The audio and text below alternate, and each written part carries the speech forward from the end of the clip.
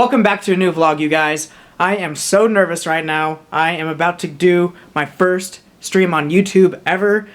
I feel like I've never streamed before. Like, this is my very first stream ever. I don't know why this is making me so nervous. Like, it's a whole different system to like get going on YouTube versus Twitch, and it's like throwing me off, and I don't know why this is like just, I feel like a noob, and I don't know. I'm nervous. So I'm just gonna go ahead and just go live and hope for the best. I'm sure there's gonna be plenty of hiccups. I'm sure there's some things that are different that I'm just not expecting that I will learn as I go, but we're gonna get after it, so wish me luck.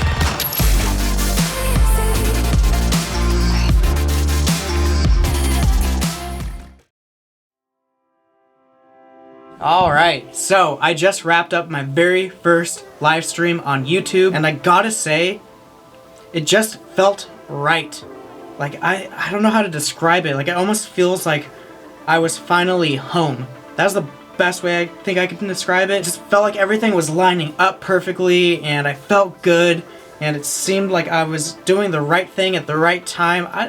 There's no real way to describe it, but I guess every time I've streamed on Twitch over these last handful of months, it just seems like there's been a little something off, and just a little piece of me wasn't satisfied. But for whatever reason, streaming on YouTube just felt great. And I didn't even have anyone in my chat, and I only had a couple people watching, but regardless, I felt good, and that's all that matters. So I'm really, really happy with it, and I'm going to continue to stream on YouTube to see how it actually pans out, if YouTube will eventually take over Twitch. I think for now, I normally stream about 3 times a week, so I'm going to do 2 streams a week on Twitch, still keep in the groove of that, but move one of my streams over to YouTube every week. And we'll see how that goes, and if I'm still having these feelings after a couple of weeks every time I stream on YouTube, then I think I might start slowly moving over to YouTube. I don't know, we'll see. I'm gonna keep trying it out, and we'll see where it goes, but I am going to go get ready for bed now because I want to try and catch up on some sleep, so I will see you guys in the morning.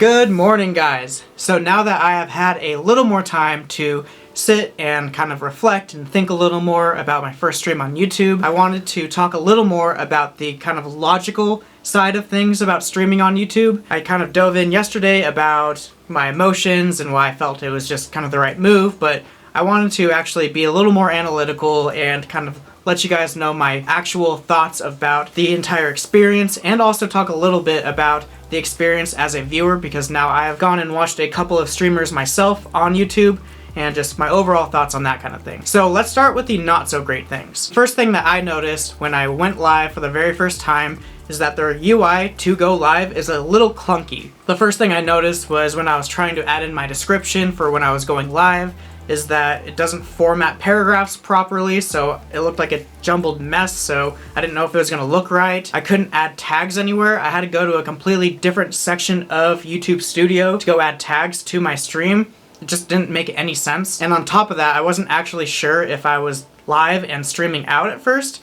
There's this whole prepare your stream, get it running, and then you can go live, so it's like a 2-step process, which is a good thing in and of itself, but they didn't really let you know what was going on very clearly, so it was kind of confusing. And another thing that I noticed that definitely needs some work, that I noticed especially as a viewer, is that their chat UI definitely needs some work. For one, when you are watching a stream on a computer and you put the video into theater mode to make it a little bigger, it moves the chat underneath the video completely out of sight, which is super bizarre to me. I don't know why they would ever do that. So you have to leave it in the smaller video size, and on top of that, the actual chat, like the amount of chat that you can see, is really, really small compared to a platform like Twitch's. I will say though, one thing that I did enjoy about their chat is that everyone's profile picture appears next to their names. This makes it a lot easier for streamers, especially, who are visual people. If you are consistently having the same people in your chat, it's a lot easier to peek and see a little icon versus seeing their whole name, which a lot of time people will have really weird names, so it makes it a little easier for us streamers. So the last thing that is really hurting YouTube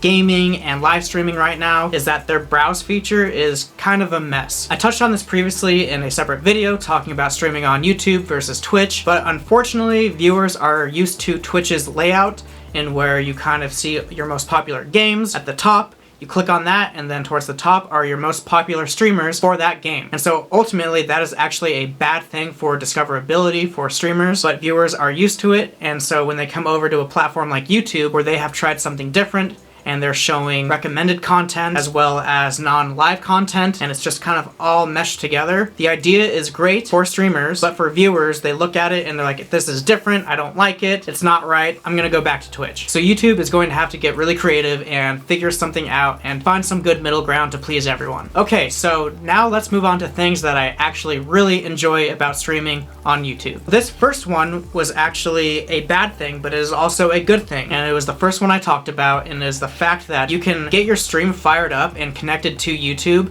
and you can see a live preview of your stream before you actually truly go live to your public audience. What's great about this is that the fact that you can go in and put a description, and you can tag your stream and hopefully get in the algorithm somewhere, so when people are searching for Call of Duty live stream, it could possibly show up. So this is actually a really good benefit. Like I said, it's a little clunky right now, but the actual idea is great. So another thing that I think is absolutely amazing about streaming on YouTube is the fact that you can use custom thumbnails. If you know how to do thumbnails correctly, the potential for attracting a new viewer is so much greater than you could ever have on a platform like Twitch, where you can't control your actual thumbnail. It's just a random snapshot of somewhere in your stream within the last couple of minutes. People tend to look at thumbnails first before absolutely anything else, so the fact that you can customize that and control that yourself on YouTube is a game changer. Now I will point out, as a viewer, I have actually thought of this as potentially a bad thing, because the fact that YouTube does integrate both live and non-live content when you're looking at a game all on the same page, it can be a little confusing to see what is actually live if you're just quickly looking at thumbnails. So if you do know how to make a good thumbnail and make it look like you are live streaming, all while kind of being engaging, it can potentially be an absolute game changer and can definitely attract more viewers to your stream. Now the last thing that I do want to touch on about streaming on YouTube, which is a big plus for me, but it can be a negative for a lot of people, is their stream quality. So this is a bit of an unknown thing to people, but if you stream out on YouTube at a resolution of 1080p or lower, unfortunately, you'll be using YouTube's older video codec, and it looks absolutely terrible. Most people on Twitch tend to stream at either 720p or 1080p, and then I've seen a handful of streamers go from Twitch to YouTube and try their exact same settings at the exact same bitrate, and their stream will look significantly worse because of their old video codec on YouTube. That being said though, if you do stream out at 1440p or 4K, your stream will look absolutely amazing because you'll be using YouTube's newer video codec, and your stream is super crisp and it is so much better than Twitch's. Luckily, YouTube does not put a cap on the bitrate that you can give it, so I am lucky myself where I have a strong enough computer and I have great internet where I can stream out at really high resolutions and really high bit rates. So my first stream on YouTube, I went and watched it back. It looks so dang good, and it is night and day compared to Twitch's. I can't believe it. And what's even better about this is I also record all of my streams, so if I want to use some highlights or use them in my YouTube videos, now my footage looks significantly better than the stuff that you guys have seen in my previous videos, because those ones are 720p coming from Twitch, and those just don't look nearly as crisp. So one other thing that I briefly wanted to touch on, which is kind of similar to the subject, is YouTube's transcoding. I have personally seen a handful of streamers that have moved over from Twitch to YouTube and have been in their chats in their early first couple of streams, and have noticed a lot of people in their chat saying, "Oh my gosh, I'm so happy that you moved over from Twitch to YouTube. I can finally watch your streams now." And I've never really thought about that because Twitch has transcoding as well,